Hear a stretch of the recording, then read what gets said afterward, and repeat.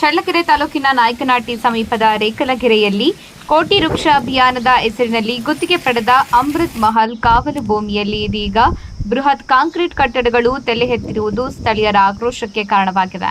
ಸುಮಾರು 1501 ಎಕರೆ ಪ್ರದೇಶವನ್ನು ಅಮೃತ್ ಮಹಲ್ ಕಾವಲು ಎಂದು ಕಾಯ್ದಿರಿಸಲಾಗಿತ್ತು. ಈ ಭೂಮಿಯನ್ನ ಪರಭಾರೆ ಅಥವಾ ಗುತ್ತಿಗೆ ನೀಡಬಾರದು ಎಂದು ಹೈಕೋರ್ಟ್ ಆದೇಶವೂ ಇದೆ ಎನ್ನಲಾಗಿದೆ.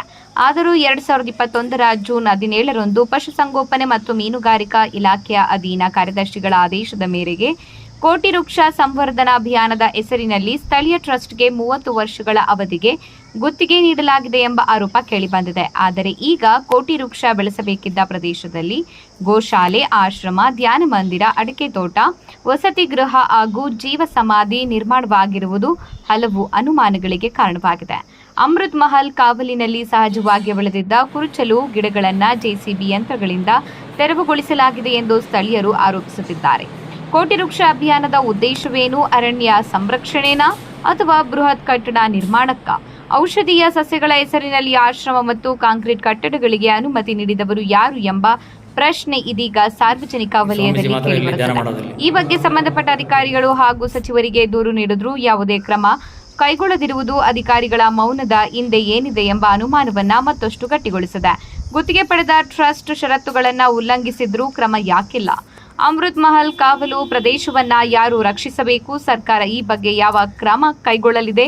ಅವುಗಳಿಗೆ ಉತ್ತರ ಸಿಗಬೇಕಿದೆ. ಇದು ಜನಧ್ವನಿ ನ್ಯೂಸ್, ಜನರ ಧ್ವನಿಗೆ ನಮ್ಮ ಧ್ವನಿ. ಈ ಬಗ್ಗೆ ರೇಖಲಗೆರೆ ಗ್ರಾಮದ ಜಿಎಂ ತಿಪ್ಪೇಸ್ವಾಮಿ ಏನು ಹೇಳಿದ್ದಾರೆ ನೀವೇ ಕೇಳಿ. ಇದ್ರ ಕೆಳಗೆ ಜೀವ ಸಮಾಧಿ ಇದೆ. ಜೀವ ಸಮಾಧಿನ ಇದ್ರ ಕೆಳಗೆ ಜೀವ ಸಮಾಧಿ ಹಾಕಿ ಮಾಡಿಸಿರೋದು ಈಗಲೇ ಅಡ್ವಾನ್ಸ್ ಆಗಿ. ಅಂದರೆ ಜೀವಿದ್ದಂಗೆ ಮಾಡ್ಕೊಳಕ್ಕೆ ಮಾಡಿರೋದು ಇದನ್ನ ಸಮಾಧಿನ. ಇದು ಓಪನ್ ಆಗೋದಿಲ್ಲಲ್ಲ, ಓಪನ್ ಮಾಡೋಂಗಿಲ್ಲ. ಹಂಗಾಗಿ ಇಲ್ಲ ಅಡ್ವಾನ್ಸ್ ಆಗಿ ಮಂಟಪನ ಎಲ್ಲ ರೆಡಿ ಮಾಡಿದ್ದಾರೆ.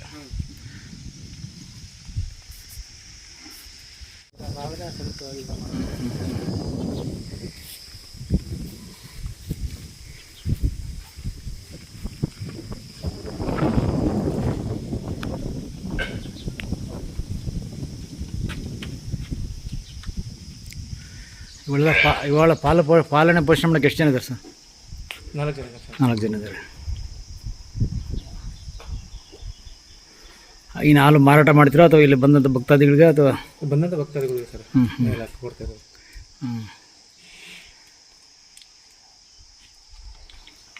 3 ಇಂಚ್ ಬರುತ್ತೆ. ನೀರಿಗೇನು ಕೊರತೆ ಇಲ್ಲ.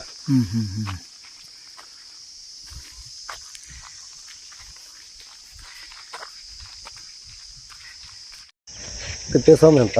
ನಮ್ಮದು ಬಂದುಬಿಟ್ಟು ನಾಯಕನಹಟ್ಟಿ ಹೋಬಳಿ ರೇಖಲಗೆರೆ ಗ್ರಾಮ. ನಮ್ಮ ರೇಖಲಗೆರೆ ಕಾವಲಲ್ಲಿ 1500 ಎಕರೆ 1 ಗುಂಟೆ ಜಮೀನಿದೆ ಅಮೃತ್ ಮಹಲ್ ಕಾವಲಿಗೆ ಸಂಬಂಧಪಟ್ಟಂಥ. ಈ ಅಮೃತ್ ಮಹಲ್ ಕಾವಲು ಸಂಬಂಧಪಟ್ಟಂಥ 1500 ಎಕರೆ 1 ಗುಂಟೆ ಜಮೀನು ಇದು ಸುಮಾರು ಅಂದರು ಪುರಾತನ ಮೈಸೂರು ಮಹಾರಾಜರಿಂದ ಅದು ಅಮೃತ್ ಮಹಲ್ ಕಾವಲಾಗೆ ಉಳಿದಿದೆ ಸರ್. ಈಗ ಇಲ್ಲಿ ನಮ್ಮ ಸ್ಥಳೀಯ ಒಬ್ಬ ಸ್ವಾಮೀಜಿ ಏನಾಗಿದ್ದಾರೆ ಅಂದರೆ, ಸ್ವಾಮಿ ಅಂತ ತಗೊಂಡು ಇಲ್ಲಿ ಬಂದುಬಿಟ್ಟು ನಾವು ಗಿಡಗಳು ಬೆಳೆಸ್ತೀವಿ ಅಂತ ಒಂದು ನಮ್ಗೆ ಆದೇಶ ಆಗಿತ್ತು ಅಂತ ಹೇಳ್ತಿದ್ದಾರೆ. ಹೌದಾ? 1500 ಎಕರೆ ಒಬ್ಬರಿಗೆ ಒಬ್ಬ ಸ್ವಾಮೀಜಿಗೆ ಆದೇಶ ಮಾಡೋಕ್ಕೆ ಉಂಟಾ ಅಂತ ನಮಗೆ ಒಂದು ಪ್ರಶ್ನೆ ಆಗಿದೆ. ಮತ್ತು ಬಂದುಬಿಟ್ಟು ಇಲ್ಲಿ ಗಿಡಗಳು ತೆಗಿಯೋಕ್ಕೆ ಯಾವುದೇ ರೀತಿಯಾದಂಥ ಅಬ್ಜೆಕ್ಷನ್ ಇಲ್ಲ. ಅವ್ರು ತಂದಿರೋದು ಗಿಡ ಬೆಳೆಸೋಕ್ಕೆ, ಹುಲ್ಲುಗಾವಲು ಪ್ರದೇಶ ಬೆಳೆಸೋಕ್ಕೆ ಮತ್ತು ದನಕಾರ ಇವಕ್ಕೆ ಔಷಧಿ ಸಸ್ಯಗಳು ಬೆಳಿತೀವಿ ಅಂತ ಅವರು ಇದರಲ್ಲಿ ಇದೆ.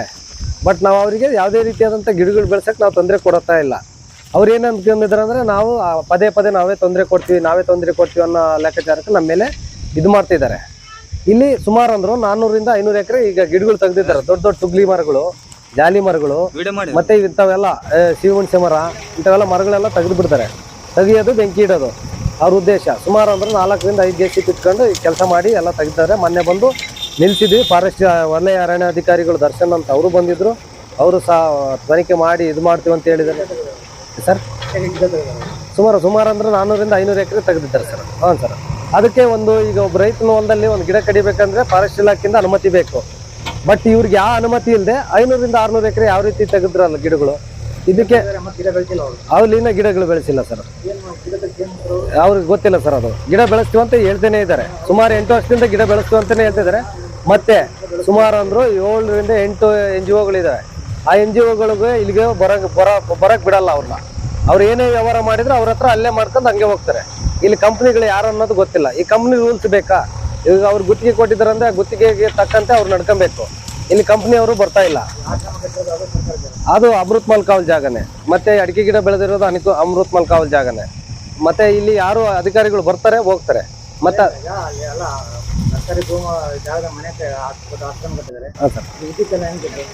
ಸರ್ ವಿಜಿಟ್ ಅಂದ್ರೆ ಈಗೆಲ್ಲ ವಿದ್ಯುತ್ ಅವರು ಅದು ಮಾಹಿತಿ ಗೊತ್ತಿಲ್ಲ ಸರ್. ಎಲ್ಲ ಅಕ್ರಮವಾಗಿ ನಡೆದಿದೆ ಸರ್. ಅಕ್ರಮ ಅಂತ ಆಗಿದೆ